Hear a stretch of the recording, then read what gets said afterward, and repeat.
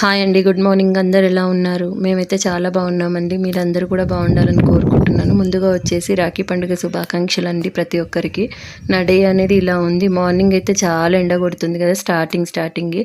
ఇంకా లేవగానే ఏదైతే బట్టలు ఉన్నాయో అవన్నీ నీట్గా వాష్ చేసేసాను. ఇంకా స్టెప్స్, బాల్కనీ అంతా క్లీన్ చేసుకొని, ముగ్గులు పెట్టుకొని, ఇంక ఇల్లంతా మాపేసేసి క్లీన్ చేసేసే వరకు ఈ టైం అయిందండి. ఇంకా పిల్లలకు హాట్ వాటర్ పెట్టి వాళ్ళకి ఫ్రెష్ అప్ చేయించేసి, మళ్ళీ నేను ఫ్రెష్ అప్ అయ్యి ఇంట్లో పూజ చేసుకొని, మళ్ళా కిచెన్ అంతా క్లీన్ చేసుకొని, ఇంకా ఉన్న బట్టలన్నీ ఆరేసి ఈ టైం అయిందండి. ఇంకా ఏదైతే నైట్ పాలక్ పరోటా పిండి ఉండేనో దాంతో ఇంకా వాళ్ళకి చపాతీ చేసి ఇచ్చేసాను. ఇంకా వాళ్ళు అదే తిన్నారు చికెన్ వేసుకొని. ఇంకా నేను మాత్రం ఇవాళ మండే, సో అందుకు తినలేదు. ఇంకేదైతే పాలకూర ఉందో అది వచ్చేసి ఎడ్జెస్ విరిచేసుకొని అవి హాట్ వాటర్లో వేస్తున్నానండి. నేను వచ్చేసి పాలక్ పన్నీర్ చేద్దామని ఇంకా ప్రిపరేషన్ అనేది చేస్తున్నాను. సో ఇవాళ అయితే ఇంకా ఫెస్టివల్ రోజు ఎక్కువ పని అయిపోతుందండి. నార్మల్ డే కన్నా క్లీనింగ్ ప్రాసెస్ ఎక్కువ అయిపోయింది. సో ఇంకా నేను ఇంకా నైట్ కూడా అంట్లు ఎక్కువ అయిపోయినాయి కదా, అవన్నీ తోమి సదురుకునే వరకు అయితే చాలా టైం పట్టేసింది. ఇంకా నేను పాలకూరని ఏదేసి ఇంకా అవన్నీ హాట్ వాటర్లో వేసేసానండి. ఇంకా దీనికి వచ్చేసి ఒక 10 పచ్చిమిర్చి, కొద్దిగా కొత్తిమీర, కొద్దిగా పుదీనా, కొద్దిగా పచ్చి కొబ్బరి తీసుకున్నానండి. అంటే నేను సింపుల్ ప్రాసెస్లోనే చేస్తాను, ఏం ఇదిగా చేయనండి. ఇంట్లో ఉన్న వాటితోనే చేశాను నేను వచ్చేసి.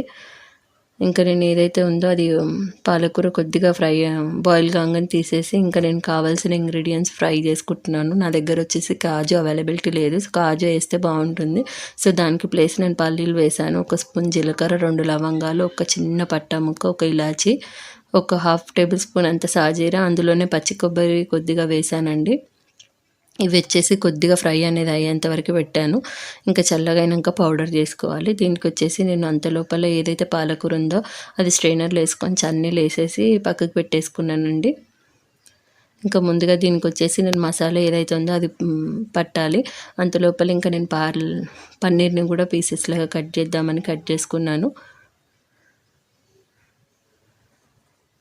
ఇది ఈజీగా అయిపోతుందండి పాలక్ పన్నీర్ అయితే, ఈ పన్నీర్ ప్రాసెస్ చేయడము. సో నేను దానికోసం ఇంకా ఏదైతే ఉన్న కొన్ని వంకాయలు ఉంటే ఇంకా అది కూడా ఫ్రై చేసేసాను నేను. కర్రీ వచ్చేసి ఇంకా అది కూడా ఉంది. ఇంకా దీనికి వచ్చేసి చేశాను.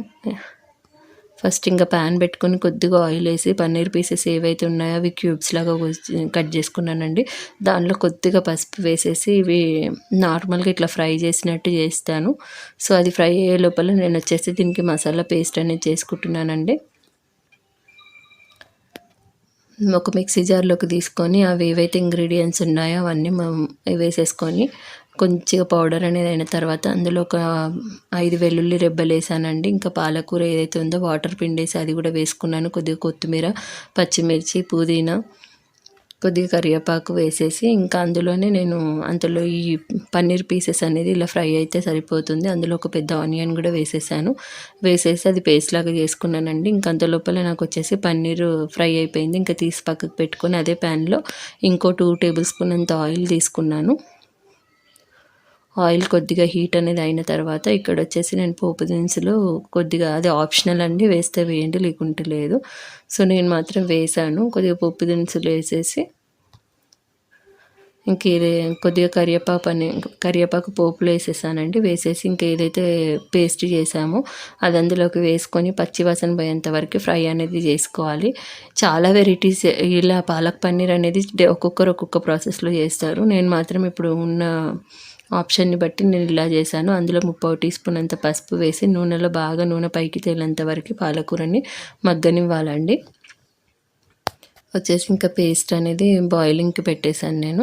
అది ఇంకా కొద్దిగా ఉడికినాక మళ్ళీ మధ్యలో కలుపుకుంటూ ఇలా నూనె అనేది పైకి తేలింది కదా, అప్పుడు ఇలా కలిపేసుకొని ఇంకా నేను అందులోకి కొద్దిగా అల్లం వెల్లుల్లి పేస్ట్ అనేది ఆప్షనల్, వేయనవసరం లేదు. ఎందుకంటే అలా ఆల్రెడీ వెల్లుల్లి రెబ్బలు వేసాను, బట్ ఇంకా నేను కొద్దిగా వేసానండి. వేసేసి ఇంకా మీ కన్సిస్టెన్సీకి తగ్గంత వాటర్ చూసుకోండి.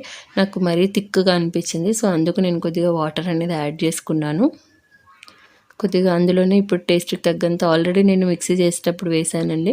మళ్ళీ నాకు టేస్ట్ తగ్గ అనిపించి కొద్దిగా కారం, కొద్దిగా ఉప్పు అండ్ ధనియాలు వచ్చేసి నా దగ్గర లేకుండే నేను సోప్ పౌడర్ వేసాను. ఇంకా అవి వేసేసి కొద్దిగా ఫ్రై అనేది అయిన తర్వాత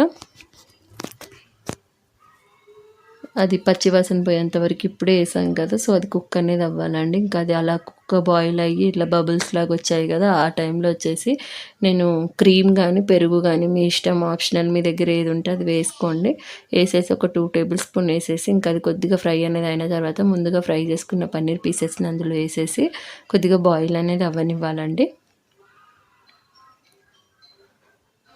ఇలా బాయిల్‌కి నేను ఒక మగ్గుకు పెట్టేసాను. ఒక 5 మినిట్స్ తర్వాత ఇలా బాయిల్ అయిపోయింది. ఆయిల్ అంతా మీదికి తేలిపోయింది చూసారా? ఇలా అయినప్పుడు ఇంకా కలిపేసుకొని లాస్ట్‌గా కొద్దిగా కస్తూరి మేతి జల్లేసుకొని దించేయడమే అండి. సో, నాకు ఇంకా రైస్ వచ్చేసి నేను రైస్ కుక్కర్‌లో ఇంకా పెట్టేశాను. ఇవాళ మార్నింగ్ నుంచి అయితే సరిగ్గా కరెంట్ కూడా లేదండి. లాస్ట్‌గా నేను ఆహ్, చీజ్ ఉండే, సో కొంచెం అది కూడా వేసేసాను. అది ఆప్షనల్ అండి. ఉంది కాబట్టి వేశాను, లేకుంటే లేదు. సో నేను ఇంకా అది అయిపోయింది. ఇంకా నాకు కర్రీ అనేది అయిపోయింది. ఇంకా నేను ఆఫ్ చేసేసుకొని ఇంకా రైస్ అనేది కుక్ అవుతుందండి. ఇక్కడ వచ్చేసి నేను మినప్పప్పు నానేసుకున్నాను మార్నింగే. సో ఇంకా అది మిక్సీ చేసేసుకుంటే అయిపోతుంది. ఇక్కడ పిల్లలకు వచ్చేసి ఇంకా ఆకలి అవుతుంది అంటున్నారు. ఆల్రెడీ 3 అవుతుందండి. సో ఇంకెవ్వరు రాలేరు. ఈసారి ఎందుకో ఫెస్టివల్ మధ్యాహ్నం కట్టాలని వచ్చింది కదా, సో ఎవరు రాలేదు. సో ఇంకా నేను ఏదైతే మినపప్పు నానేసుకున్నానో అది మిక్సీ చేసేసుకొని తినేసి ఇంకా మళ్ళీ ప్లాట్ దగ్గరికి వెళ్ళానండి. ఇంకా అక్కడ వర్క్ నడుస్తుంది. అంటే 2 డేస్ నుంచి పని ఏం జరగలేదు వర్షం వల్ల. సో అందుకు ఇవాళైతే వర్క్